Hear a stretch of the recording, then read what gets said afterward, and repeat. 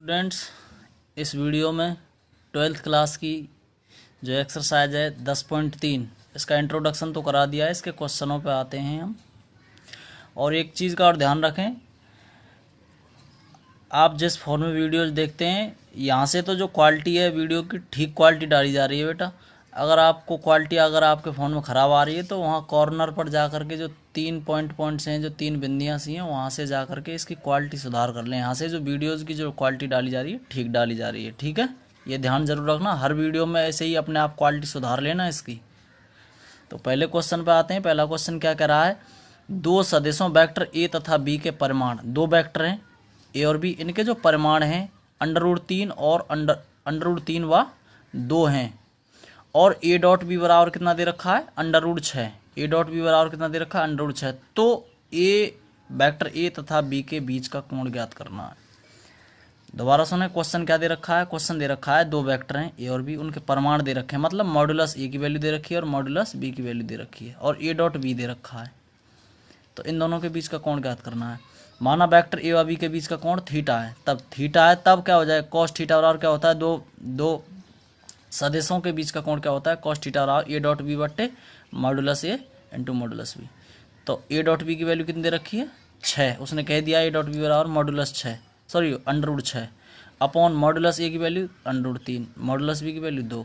√6 बट्टे कितना हो जाएगा, 2 √3। और जब इसे सॉल्व करेंगे तो √3 से जो √6 कितने बार कट जाएगा, √2 बार।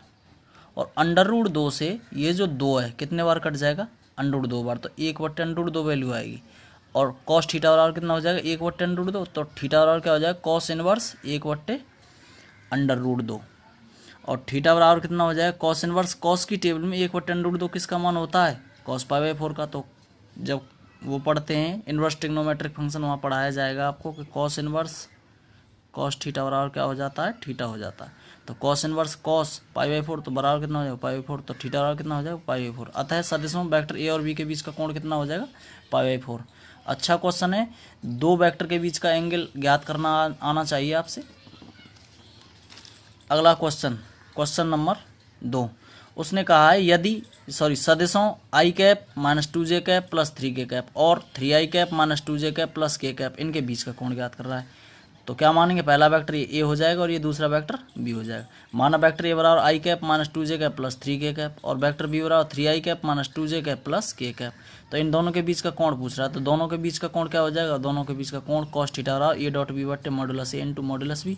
कॉस थीटा बराबर ए की वैल्यू रख दी, ये रही, इंटू बी की वैल्यू रख दी, अपॉन मॉडुलस ए मतलब इसका मॉडुलस निकालना है, इंटू मॉडुलस बी मतलब बी का मॉडुलस निकालना है। तो कॉस थीटा और आई वाले का आई वाले से डॉट प्रोडक्ट कर रहे हैं, आई वाले का आई वाले से करेंगे। अगर आई वाले का जे वाले से करेंगे तो 0 हो जाएगा, आई वाले का के वाले से करेंगे तो 0 हो जाएगा। तो सीधा सा करना है, तो मैं आई वाले का आई वाले के साथ, जे वाले का जे वाले के साथ और के वाले का के वाले के साथ। तो आई का कोफिशिएंट 1, यहाँ आई का कोफिशिएंट 3, 3 हो गया, 3 एकम 3, ये -2 है और यहाँ भी -2, तो 2 दूनी 4, ये 3 है और ये 1 है, 3 एकम 3 अपॉन मॉडुलस ए, मतलब इसका मॉडुलस निकालना है। तो क्या हो जाएगा, √i का कोफिशिएंट का स्क्वायर प्लस जे के कोफिशिएंट का स्क्वायर प्लस के कोफिशिएंट का स्क्वायर। सेम ऐसे इसके लिए हो जाएगा, i का कोफिशिएंट का स्क्वायर, जे का कोफिशिएंट और के का कोफिशिएंट। तो कॉस थीटा बराबर क्या हो जाएगा, 3 और 4 7, 7 और 3 10 बट्टे ये 1 का स्क्वायर 1, -2 का स्क्वायर 4 और 3 का स्क्वायर 9। तो 9 और 4 13 और 1 14। तो √14 ये देगा और √14 ही ये देगा। कैलकुलेट करेंगे क्योंकि 9 ये देगा, 4 ये और 1 ये। तो कॉस थीटा बराबर कितना हो जाएगा, 10 बट्टे √14 इंटू √14। तो कॉस थीटा बराबर 10 बट्टे √14 का गुणा √14 से किया तो 10 बट्टे 14। तो कॉस थीटा बराबर 2 से 5 बार कट जाएगा, 2 से 7 बार, तो 5 बट्टे 7। और थीटा बराबर क्या लिख सकते हैं, कॉस इनवर्स 5 बट्टे 7। तो दोनों के बीच का एंगल क्या आ गया, कॉस इनवर्स 5 बट्टे 7। अगला क्वेश्चन नंबर 3, ये कह रहा है सदिश i cap plus J cap पर सदिश i कैप -j कैप का प्रक्षेप ज्ञात कीजिए। अब इसका जब डेरिवेशन कराया था मैंने तो उसमें बताया था जिस सदिश का पूछे उसे वेक्टर ए नाम दें, जिस पर पूछे उसे वेक्टर बी नाम दें। तो सदिश वेक्टर ए का बी पर प्रक्षेप जब पूछता है तो क्या हो जाता है, जब वेक्टर ए का बी पर प्रक्षेप पूछता है तो बराबर हो जाता है ए डॉट बी कैप। तो माना ये तो वेक्टर ए हो गया और ये वेक्टर बी हो गया। तो उसने कहा है इस सदिश पर, इस पर मतलब ए पर बी का प्रक्षेप पूछ रहा है। तो ए पर बी का प्रक्षेप पूछ रहा है तो क्या हो जाएगा, बी डॉट ए कैप हो जाएगा। तो वेक्टर बी का वेक्टर ए पर प्रक्षेप तो बी डॉट ए कैप। तो बी डॉट ए कैप का मतलब क्या होता है, ए कैप का फॉर्मूला जानते हैं। ए कैप का फॉर्मूला होता है वेक्टर ए बट्टे वेक्टर ए का मॉडुलस। तो बी डॉट ए बट्टे मॉडुलस ए, तो बी की वैल्यू रख दी I cap minus J cap, dot A की वैल्यू रख दी I cap plus J cap upon modulus of A. Modulus of A कितना हो जाएगा, I cap plus J cap का मॉडुलस। तो आई वाले का आई वाले से गुणा 1, क्योंकि आई वाले के जे वाले से करेंगे वो 0 कर देगा, और जे वाले का आई से करेंगे वो भी 0 कर देगा, क्योंकि बताया था जे डॉट आई 0 होता है, आई डॉट जे 0 होता है, आई डॉट के 0 होता है, और जे वाले का जे वाले से करेंगे तो 1। तो 1 माइनस 1 बट्टे इसका मॉडुलस निकालेंगे तो आई का कोफिशिएंट का स्क्वायर और जे के कोफिशिएंट का स्क्वायर। के यहाँ है नहीं तो के को छोड़ देंगे, तो अंडर रूट कितना हो जाएगा, 1 का स्क्वायर 1 का स्क्वायर। तो 1 माइनस 1 बट्टे अंडर रूट 2, तो 1 में से 1 गया तो 0 0। तो इन दोनों के बीच का एंगल क्या हो जाएगा, ये कह रहा है इन दोनों, सॉरी प्रक्षेप पूछ रहा था, तो प्रक्षेप क्या हो जाएगा दोनों का, 0 आ जाएगा। समझ में आ गया। अगला क्वेश्चन नंबर 3। क्वेश्चन नंबर 3 क्या, सॉरी क्वेश्चन नंबर 4 क्या कह रहा है कि सदिश I cap plus 3j cap plus 7k cap का सदिश इतने पर प्रक्षेप ज्ञात करना। तो इसे तो वेक्टर ए नाम दे दिया, इसे बी दे दिया। ये तुम्हें करना है, माना वेक्टर ए बराबर तो ये मान लिया और ये वेक्टर बी बराबर। तो वेक्टर ए का बी पर प्रक्षेप पूछता है, तो वेक्टर ए का बी पर प्रक्षेप क्या हो जाएगा, ए डॉट बी कैप। तो ए डॉट बी कैप है तो बी बट्टे बी का मॉडुलस रख दिया। अब इससे क्वेश्चन आपको करना है, यही हिंट बहुत रहेगी आपके लिए, करके देखना। अगला क्वेश्चन है, ये कह रहा है दर्शाइए कि दिए हुए निम्नलिखित तीनों सदिशों में से प्रत्येक मात्रक सदिश है। क्या दर्शाना है कि जो 3 सदिश दे रखे हैं, ये सदिश ये तीनों मात्रक सदिश हैं, और ये भी दर्शाना है कि ये तीनों परस्पर लंबवत हैं। तो ये यहाँ मान के चलेंगे, माना वेक्टर ए बराबर, पहले वाले को वेक्टर ए दे दिया, दूसरे वाले को वेक्टर बी दे दिया और तीसरे वाले को वेक्टर सी दे दिया। तो ये सिद्ध करना है कि ये मात्रक सदिश हैं। जब मात्रक सदिश है तो इनका मैग्नीट्यूड निकाल दो, मतलब इनका परिमाण निकाल दो, मतलब मॉडुलस निकाल दो। जैसे ही मॉडुलस निकालेंगे, अगर मॉडुलस निकालने पे इनकी वैल्यू 1 आती है तो मात्रक सदिश हैं, अदरवाइज मात्रक सदिश नहीं है। तो मॉडुलस ऑफ ए बराबर कितना हो जाएगा, कितना हो जाएगा, ये 1/7 का गुणा अंदर किया तो 2/7 आई कैप, 3/7 जे कैप और 6/7 के कैप हो गया। अब इसका मॉडुलस निकालेंगे तो अंडर रूट 2/7 का स्क्वायर प्लस 3/7 का स्क्वायर प्लस 6/7 का स्क्वायर। 2/7 का स्क्वायर कितना हो जाएगा, 4/49, 3/7 का स्क्वायर 9/49, 6/7 का स्क्वायर 36/49। तो इनको सॉल्व करेंगे तो 4, क्योंकि एलसीएम तो 49 आ जाएगा, ऊपर वाले जैसे ही जोड़ देंगे, 4 9 13, 13 और 36 39, सॉरी 49 हो जाएंगे। तो 49/49 1 हो जाएगा। तो मॉडुलस ए की वैल्यू कितनी आ गई, 1। ऐसे ही मॉडुलस बी की वैल्यू निकाल लेंगे, क्योंकि वेक्टर बी की वैल्यू ये दे रखी है 1/7 3 आई कैप माइनस 6 कैप प्लस 2 के कैप। 1/7 का अंदर गुणा किया तो 3/7 आई कैप माइनस 6/7 जे कैप प्लस 2/7 के कैप। अब वेक्टर बी का जब मॉडुलस निकालेंगे तो 3/7 का स्क्वायर अंडर रूट में प्लस माइनस 6/7 का स्क्वायर प्लस 2/7 का स्क्वायर। 3/7 का स्क्वायर वही 9/49, 6/7 माइनस 6/7 का स्क्वायर 36/49, ये 4/49 सॉल्व किया, 1 आ गया। ऐसे ही वेक्टर सी का मॉडुलस निकाल देंगे। वेक्टर सी कितना था, वेक्टर सी ये रहा था, वेक्टर सी बराबर था 1/7 इंटू 6 आई कैप प्लस 2 जे कैप माइनस 3 के कैप। तो वेक्टर सी का मॉडुलस निकाल देंगे, सेम प्रोसेस है, उसकी भी वैल्यू 1 आएगी। तो यहाँ से हम क्या कह सकते हैं, अतः दिए गए सदिश कैसे हैं, मात्रक सदिश हैं। अब क्या देखना है, ये दर्शाना, तीनों को मात्रक सदिश तो हमने यहाँ दर्शा दिया। अब देखना है कि तीनों वेक्टर परस्पर लंबवत भी हैं। जब ये लंबवत होंगे तो लंबवत के लिए कंडीशन बताई थी कि जब तीनों वेक्टर लंबवत होंगे, वेक्टर ए बी सी, जब ये लंबवत होंगे तो ए बी पे लंब होगा, बी सी पे लंब होगा और सी ए पे लंब होगा। तो लंबवत के लिए कंडीशन क्या होती है, लंबवत के लिए कंडीशन होती है बेटा ए डॉट बी बराबर 0। जब ए बी पे लंब होगा, बी सी पे लंब होगा तो बी डॉट सी बराबर 0। जब सी ए पे लंब होगा तो सी डॉट ए बराबर 0। ये प्रूव करना है। तो ए डॉट बी लिया हमने, ए डॉट बी बराबर तो ये ए की वैल्यू हो गई, ये बी की वैल्यू।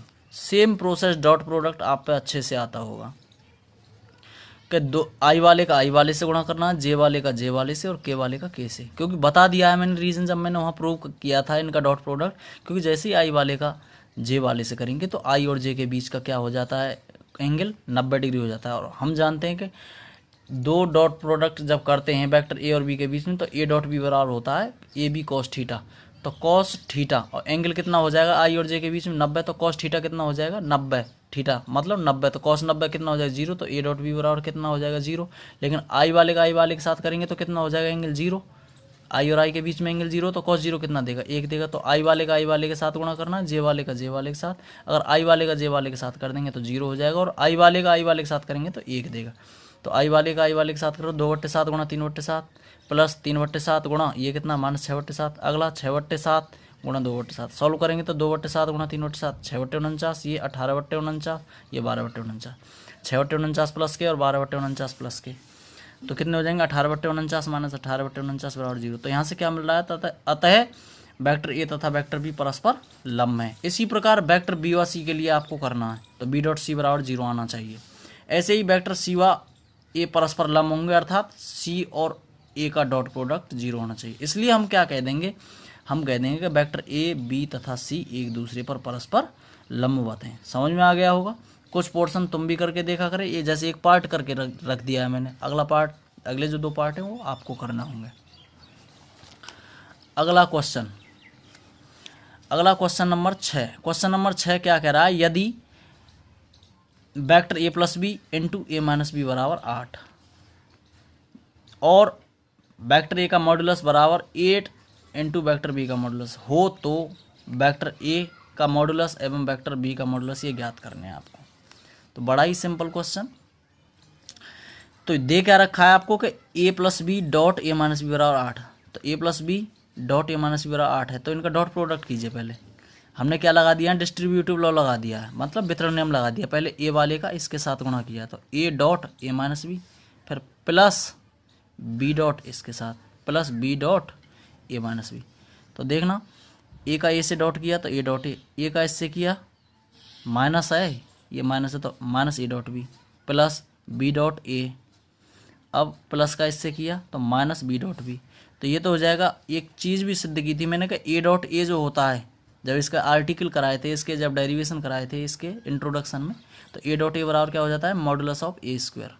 और बेटा ए डॉट बी बोलें या बी डॉट ए बोलें, क्योंकि जो अदिश गुणन नियम होता है, जो डॉट प्रोडक्ट होता है क्रम विनिमय होता है, तो ए डॉट बी को हम बी डॉट ए लिख सकते हैं। तो ये प्लस का ये माइनस का, तो ये कैंसिल हो जाएगा, और ये बी डॉट बी क्या हो जाएगा मॉडुलस ऑफ बी स्क्वायर।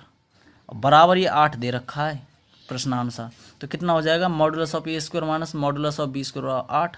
लेकिन एक चीज़ और दे रखी है कि मॉडुलस ऑफ ए बराबर दे रखा 8 इंटू मॉडुलस ऑफ बी, तो मॉडुलस ऑफ ए का जो स्क्वायर दे रखा है इसकी जगह क्या रख देंगे 8 इंटू मॉडुलस ऑफ बी का square minus modulus of B square 8। तो ये कितना हो जाएगा 64 modulus B square minus modulus B square 8। 64 में से एक गया तो 63 मॉडुलस ऑफ बी स्क्वायर बराबर 8, और बी स्क्वायर क्या हो जाएगा 8/63। जब मॉडुलस ऑफ बी स्क्वायर बराबर 8/63 दे रखा है, तो मॉडुलस ऑफ बी बराबर कितना हो जाएगा 8/63 का स्क्वायर रूट, और 8/63 का जब स्क्वायर रूट निकालेंगे तो क्या हो जाएगा 8 का स्क्वायर रूट हो जाएगा बेटा 2√2, और 63 का स्क्वायर रूट हो जाएगा 3√7। तो ये किसकी वैल्यू आ जाएगी मॉडुलस ऑफ बी की। और लेकिन मॉडुलस ए बराबर क्या होता है, मॉडुलस ए बराबर दिया है उसने क्वेश्चन में कि 8 मॉडुलस बी, तो 8 मॉडुलस बी की वैल्यू उठा के यहाँ रख दी, तो 8 दूनी 16 √2/3√7, यही इसका आंसर है। अगले क्वेश्चन पे आते हैं, क्वेश्चन नंबर 7 कि 3a minus 5b into 2a plus 7b का मान ज्ञात करना है। सेम डॉट प्रोडक्ट करना है पिछले वाले क्वेश्चन की तरह। तो 3a minus 5b dot 2a plus 7b, तो 3a का गुणा पहले इससे कर दिया टोटल, तो 3a dot 2a plus 7b minus 5b into 2a plus 7b, तो 3 का गुणा 2 से किया तो 3 दूनी 6, तो a डॉट a। अगला 3 सत्ते 21, क्योंकि पहला इससे गुणा किया फिर इससे करेंगे, तो 3 सत्ते 21, a का गुणा b से करेंगे तो a डॉट b माइनस 5 का गुणा 2 से किया 10, b का गुणा a से किया b डॉट a। अगला ये माइनस का ये प्लस का, तो माइनस 5 सत्ते 35, और b का गुणा b से किया तो b डॉट b। अब ये कितना हो जाएगा a डॉट a बताया मैंने इंट्रोडक्शन देखना कि 6 इंटू a डॉट a का क्या हो जाएगा a डॉट a बराबर हो जाएगा मॉडुलस ऑफ ए स्क्वायर। ये कितना हो जाएगा 3 सत्ते 21 ab माइनस ये 10 ab लिख दें या ba लिख दें, तो 10 B A minus 35 modulus of B square, क्योंकि बताया था ए डॉट ए बराबर modulus of A square, B dot B बराबर मॉडुलस ऑफ बी स्क्वायर। तो ये हो जाएगा 6 modulus of A square, 21 A dot B है और ये 10 बी डॉट ए है। तो बी डॉट ए बोलें या ए डॉट बी बोलें, क्योंकि डॉट प्रोडक्ट जो होता है बेटा क्रम विनिमय नियम का पालन करता है। तो 21 में से 10 गया तो 11 A dot B minus 35 modulus of B square, यही इसका आंसर है। अगला क्वेश्चन बड़ा ही अच्छा क्वेश्चन है, ध्यान देना। ये कह रहा है दो सदिश हैं वेक्टर ए और वेक्टर बी, इनके परिमाण ज्ञात कर रहे हैं। दो वेक्टर हैं, इनके परिमाण ज्ञात कर रहे हैं यदि इनके परिमाण समान है। इनके परिमाण कैसे हैं? समान है। और इनके बीच का कोण कितना है? 60 डिग्री। तथा इनका अदिश गुणनफल मतलब ए डॉट बी का कितना दे रखा है? 1/2। अब यहाँ क्या दे रखा है कि मॉडुलस ऑफ ए बराबर मॉडुलस बी, ये तो दे रखा है, उसने कह दिया इनके परिमाण समान हैं। तो क्या लिख दिया हमने? मॉडुलस ऑफ ए बराबर मॉडुलस ऑफ बी गिवन है, क्योंकि दिया है उसने। और क्या दिया? अदिश गुणनफल 1/2, तो मतलब ए डॉट बी बराबर भी 1/2 दे रखा है। और वेक्टर ए तथा वेक्टर बी के बीच का कोण कितना दे रखा है? 60 डिग्री। अब यहाँ हमने क्या मान लिया? माना वेक्टर ए का मॉडुलस बराबर वेक्टर बी का मॉडुलस बराबर के मान लिया है, क्योंकि यहाँ दोनों उसने दिए हैं कि ये तो दोनों बराबर हैं। जब ये बराबर हैं तो इनके बराबर के मान लिया हमने। कॉस थीटा बराबर क्या होता है? ए डॉट बी बट्टे modulus of A into modulus of B. A dot B बराबर कितना दिया? 1/2। 1/2 बट्टे मॉडुलस ऑफ ए कितना हो जाएगा? के इंटू मॉडुलस ऑफ बी कितना हो जाएगा? के, क्योंकि हम आना है। तो 1/2 बट्टे के स्क्वायर हो जाएगा, तो 1/2 के स्क्वायर हो जाएगा। आगे बढ़ते हैं। कॉस एंगल कितना था उनके बीच में? 60 डिग्री। तो कॉस 60 बराबर कितना हो जाएगा? 1/2 के स्क्वायर, क्योंकि यहाँ लास्ट में अभी किया था कॉस थीटा बराबर कितना आ रहा था? 1/2 के स्क्वायर आ रहा था। तो थीटा की जगह 60 रख दिया, तो कॉस थीटा बराबर 1/2 के स्क्वायर। कॉस 60 की वैल्यू कितनी होती है? 1/2 बराबर 1/2 के स्क्वायर। तो 1/2 से 1/2 कैंसिल हो जाएगा, के स्क्वायर बराबर कितना आ जाएगा? 1। और के की वैल्यू कितनी हो जाएगी? +-1। लेकिन के की वैल्यू कितनी थी? मॉडुलस ए और मॉडुलस बी, तो दोनों वैल्यू बराबर थी, तो इनकी वैल्यू के बराबर आ गई। के की वैल्यू कितनी आएगी फिर? यहाँ 1 लिया है हमने, माइनस क्यों नहीं लिया है? इसलिए नहीं लिया है क्योंकि मॉडुलस की जो वैल्यू होती है वो कभी भी नेगेटिव नहीं देती, वो सदैव पॉजिटिव देती है, इसलिए के का मान 1 लेंगे। समझ में आ गया? तो मॉडुलस ए की वैल्यू भी 1 आ गई और मॉडुलस बी की वैल्यू भी 1 आ गई। यहाँ यही लिखा है modulus A not equal to -1, मतलब मॉडुलस ए का मान -1 के बराबर नहीं हो सकता। ऐसे ही मॉडुलस बी का मान भी -1 के बराबर नहीं हो सकता। अगले क्वेश्चन नंबर 9 पे आते हैं। क्वेश्चन में कहा है उसने कि यदि एक मात्रक सदिश ए के लिए, मात्रक सदिश ए के लिए मतलब वेक्टर ए का जो मॉडुलस है वो कितना? 1 है, उसके लिए x minus A dot X plus A बराबर कितना दे रखा है? बराबर 12 दे रखा है। तो मॉडुलस ऑफ x ज्ञात करना है। अब मॉडुलस ऑफ ए कितना दिया है? 1 दिया उसने, क्वेश्चन में कहा है, मैंने लिख दिया है अकॉर्डिंग टू क्वेश्चन, मतलब क्वेश्चन के अनुसार उसने कह दिया है कि मात्रक सदिश ए के लिए मतलब वेक्टर ए का जो मॉडुलस है 1 दे रखा है, तथा x minus A into x plus A बराबर कितना है? 12, ये भी दिया है। अब इनका डॉट प्रोडक्ट करो, वही वितरण नियम से x का गुणा पहले इसके साथ करेंगे, तो x डॉट एक्स प्लस ए माइनस ए का गुणा इसके साथ करो, ए डॉट एक्स प्लस ए बराबर 12।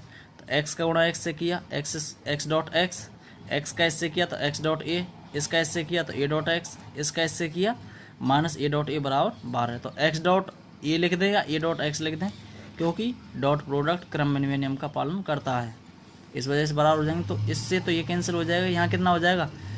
बताया था हमने कि ए डॉट ए लिखेंगे तो उसका मतलब हो जाएगा मॉडुलस ऑफ ए स्क्वायर। तो यहाँ x डॉट एक्स कितना हो जाएगा? Modulus of X square minus modulus of A square बराबर 12। अब ये modulus of X square minus modulus of A की वैल्यू कितनी? 1, तो -1 बराबर 12। तो मॉडुलस ऑफ एक्स स्क्वायर बराबर कितना हो जाएगा? 12 + 1। मॉडुलस ऑफ एक्स स्क्वायर बराबर 13। तो मॉडुलस ऑफ एक्स बराबर कितना हो जाएगा? प्लस माइनस अंडर रूट में 13 होना चाहिए, लेकिन यहाँ अंडर रूट 13 लिखेंगे, क्योंकि ये सदैव प्लस का ही देगा, क्योंकि मॉडुलस फंक्शन है, माइनस की वैल्यू नहीं देगा क्योंकि परिमाण है। इस वीडियो के 10वें क्वेश्चन पे आते हैं। उसने कहा यदि वेक्टर ए बराबर 2i cap plus 2j cap plus 3k cap और वेक्टर बी बराबर -i cap plus 2j cap plus k cap और वेक्टर सी बराबर -3i cap plus j cap है, और ये इस प्रकार हैं कि a plus lambda times b vector C पर लंब है, तो लेमडा का मान ज्ञात करना है। जब a plus lambda times b सी पर लंब होगा तो क्या होगा? इन दोनों का डॉट प्रोडक्ट 0 के बराबर हो जाएगा। प्रश्नानुसार vector A plus lambda times B C पर लंब है, तब क्या हो जाएगा? जब दोनों एक दूसरे पर लंब होते हैं तो उनका डॉट प्रोडक्ट 0 हो जाता है। तो A plus lambda times B dot C बराबर 0। तो ए की वैल्यू कितनी है? 2i का प्लस 2j का प्लस 3k का प्लस लेमडा टाइम्स बी की वैल्यू कितनी? ये रही, ये रख दिया, डॉट सी की वैल्यू ये रही 3i cap plus j cap बराबर 0। अब यहाँ आई वालों को अलग रख लिया है और जे वालों को, जैसे ये 2 यहाँ कितना है माइनस लेमड़ा आई कैप, 2 यहाँ कितना है प्लस 2 लेमड़ा जे कैप, और ये कितना है 3 प्लस लेमड़ा इंटू के कैप डॉट 3i प्लस जे बराबर 0। अब यहाँ डॉट प्रोडक्ट करना है इनका हमें। जब डॉट प्रोडक्ट करना है तो आई वाले का आई वाले के साथ, जे वाले का जे वाले के साथ, के नहीं है तो के वाले का डायरेक्टली 0 हो जाएगा। तो 3 का गुणा 2 माइनस लेमड़ा प्लस जे का कोफिशिएंट यहाँ 1 इंटू 2 प्लस 2 लेमड़ा बराबर 0, क्योंकि के तो है नहीं हमारे पास तो इसका 0 हो जाएगा।